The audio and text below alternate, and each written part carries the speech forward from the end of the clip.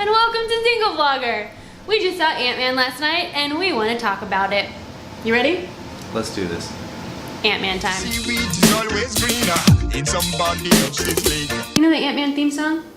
Na na na na na na na na na na na na na na Ant Man. Yep. Yeah. All right. So we made some Ant Man themed drinks. Our Pim Particle. Because it's time for drinks and a movie review. Cheers. I guess we should start with non-spoilers for the first part and then get into spoilers. Non-spoilers. What'd you think of the movie? I really liked it. You know, it's tough to say it's just as good as the first one because origin movies are always really hard to beat. So I would say it's close to as good as the first one. Mm-hmm. Really enjoyed it. Highly recommend it. Highly recommend as well. Ant Man is one of my favorite Marvel movies. Yes. Based on the comedy, and this one was just as good. Not quite as good as the first one because the first one was really a surprise, but this one was good. This was my most anticipated Marvel movie this year, more than Infinity War. I think you're thinking about it now, like Ant Man is a really fun character, but he, you know, his superpower is he grows and he shrinks. So I think they have to make up for that. He has super strength when he's little. Well, yeah, like he's like more dense or whatever. Like I get that, but I feel like they have to make up for like his lack of super cool powers with comedy, which it makes for a really fun movie. And maybe I think why it's one of my favorites is because these characters are the most realistic to me, and they also have real lives and real sense of humors and real real ideals about the world. Yeah. You know, he's an ex-con. Mm-hmm. So. No, I get that, like kind of that sense of family and kind of the average Joe feel. Yeah. Okay. How about the ant names? Oh That's my not God. very spoilery. Because he Yeah. did this in the first one, right? Yeah. Anthony. Anthony. Yeah. So we got a lot of ant names in this one, and I think I have two favorites. Antoinette in the very beginning, and Ulysses Ant. What was the Anthony Banderas. Anthony Banderas. That one was funny. Because you're a badass. I guess one other thing we could talk about, like, not getting into any detail, but what did you think of the introduction of the Wasp? I loved Hope as the Wasp. Yeah. I have to say that her fight scenes were very intricate, but I could follow along with them. Yeah, no, very easy to follow. Did not make me dizzy like some fight scenes. Yeah, what was that scene in, what was the last movie we saw where the camera went inverted? Jurassic World. Oh. I got a little vertigo on that one. Yeah. Yeah, that was... I do have to say that I loved every character and actor in this movie because this whole cast has the best chemistry together. Well, that's it for non-spoilers, yeah? Yeah. Good movie. Go see it. Press pause and then come back. Because this is the spoiler section. Spoiler. Spoiler, spoiler, spoiler, spoiler. Spoiler! Do not watch unless you want to be spoiled. Let's start with our favorite scenes. Do you have a favorite scene? Yes. Lewis. So the guy from the first one who tells these very elaborate stories and they do the voiceovers for the reenactments, they're so funny, and in this movie you get like straight up 10 minutes of stories that are just hilarious. You know, I know he's not the main character, but that was just a really fun intermission, so to speak, telling the story of how he met Scott in prison, and you know, it's way back in the day, so he comes in with this really long, luscious locks, and he's just like so animated retelling the story. It's hilarious. Because he has the truth serum, and so they're like, "Where is Scott?" And he's like, "Emotionally," and then he goes into this whole story because he's trying not to tell him where he physically is. So he's like, "Oh, well," and then he goes into the whole story and just how he talks and tells the story. It's just like so fast, so animated, and yeah, the reenactments are just the best. Yeah, so. he's like one of my favorite characters in Marvel, and I think they hinted him getting a suit. Well, and I really hope that eventually he does. No, yeah, he definitely played a major role in this movie. I think more so than the last one. Well, and he matured with his business and all that. Even the Russian guy with the Oh my The god. witch. Yeah, every time they talk about And the witch music would like play. Yeah, I don't know her name. Baba something. What was it? Baba Baba Yaga. Oh, he was so scared of her when she pops up. And he was so in that terrified. scene. It was so funny. Yeah. I think my other favorite scene was when the mom possesses Scott's body. Okay, that kind of stuff I think is awkward, but funny. he did such a good job. He did such a good job. Portraying a woman taking possessing him. It was that was hilarious. And how they were not creeped out by it. Like at first they're like, wait, what? And then they're like, Mom, and you're like, no. Yeah. He's being possessed by someone. I mean, it was her, but Yeah. just in the way he acted that scene was so funny. Like when he's touching their faces, and at the end he's like, nothing happened, and then they're holding He's like, oh yeah, I didn't get anything. What? Why are we holding hands? How do we get over here? What do you think of the villain? Ghost. You start with Ghost first. Ghost. Yeah, you know what? Good, complicated villain. You know. Likeable. Yeah. I think the only thing I didn't like is her backstory was very similar to another backstory within the same movie. Both her father's essentially, getting fired, or Hank firing her father, and then Hank also fired what's his name? The guy that played Morpheus. Lawrence Fishburne fired Lawrence Fishburne's movie. character, who was, I think, working on the Goliath project. I was actually, I was kind of confused for a minute. For a split second, I thought that was her father.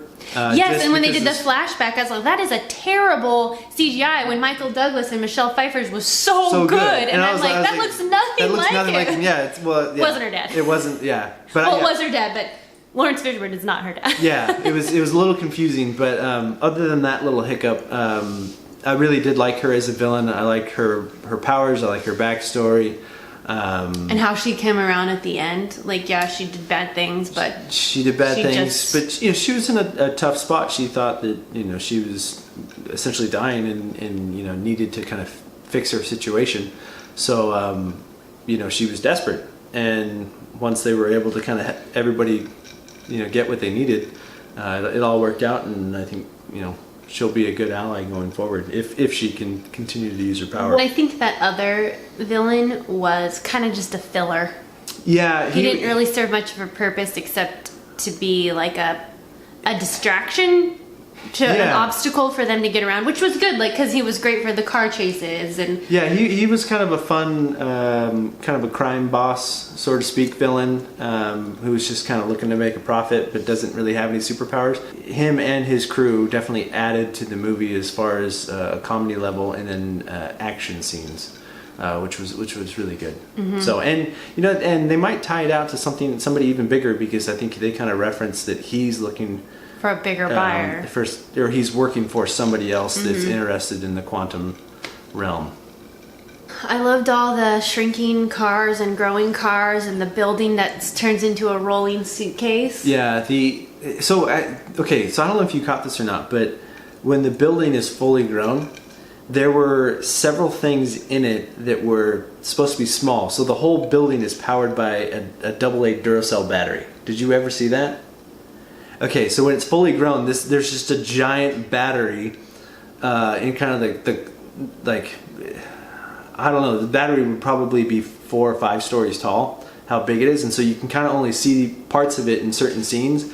But if you're watching closely, you see stuff like that is just really cool. I did notice the dial was like a giant amp or something. Yeah, from like a guitar or an amp. So with it's like a paper clip on it. Yeah, you can turn it. It goes up to 10, and there was a paper clip on it that was probably the size of a giant wall clock. I love this movie from the very beginning when they do the fort.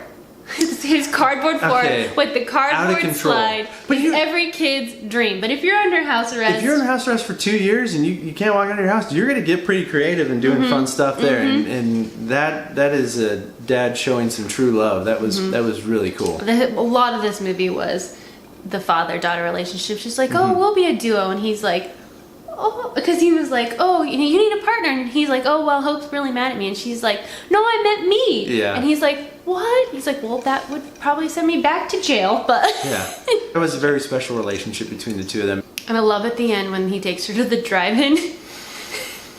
And it's a laptop. It's a laptop and a bunch of micro machines in front of the drive-in. It was brilliant because, like, oh my god, if we could just sit in front of a giant laptop, it's a speaker, screen, all built in one. Mm-hmm. It was brilliant. Yeah, I love it when they do the little stuff like that throughout the whole movie. Yeah. All right, biggest spoiler that I almost hit my mom in the face because I was so shocked at what happened.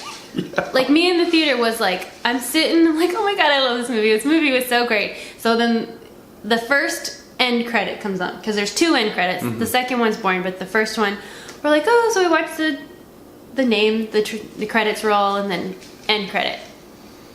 Oh, okay, they're all still living happily ever after. He's in the quantum realm. Yeah, he basically jumps back into the quantum realm with the aid of Hope, Hank, and Hank's wife. I don't remember her name. I don't remember her name either.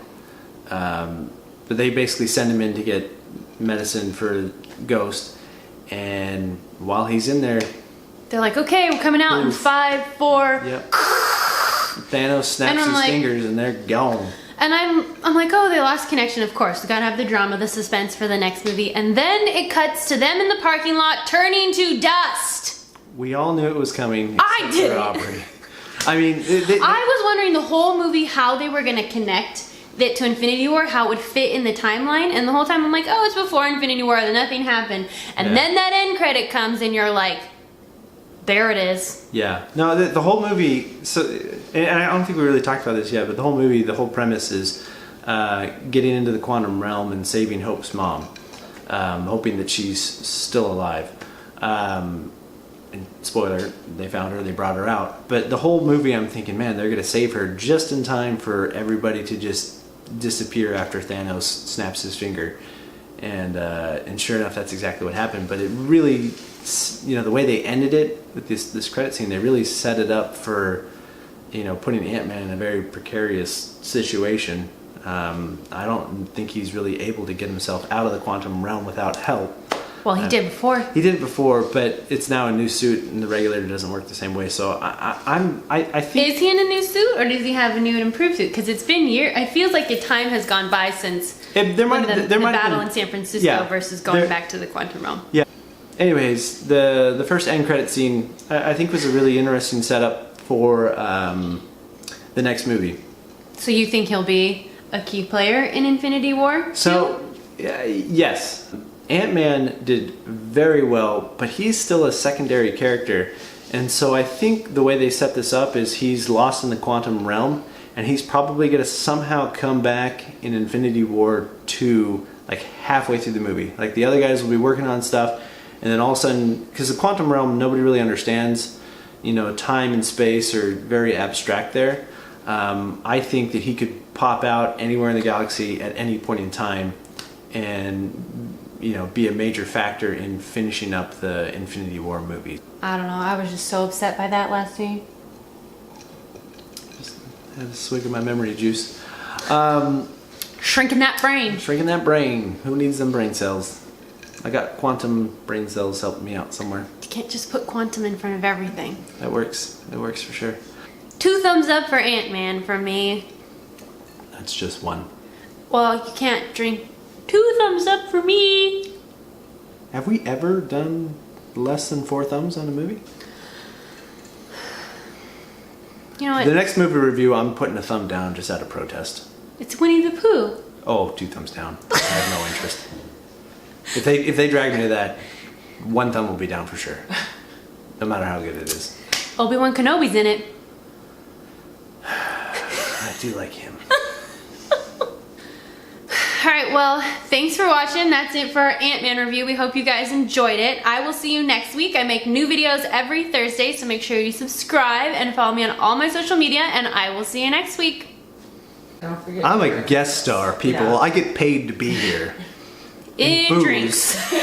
That I have to make myself in my own house. Because I'm not allowed to make drinks anymore.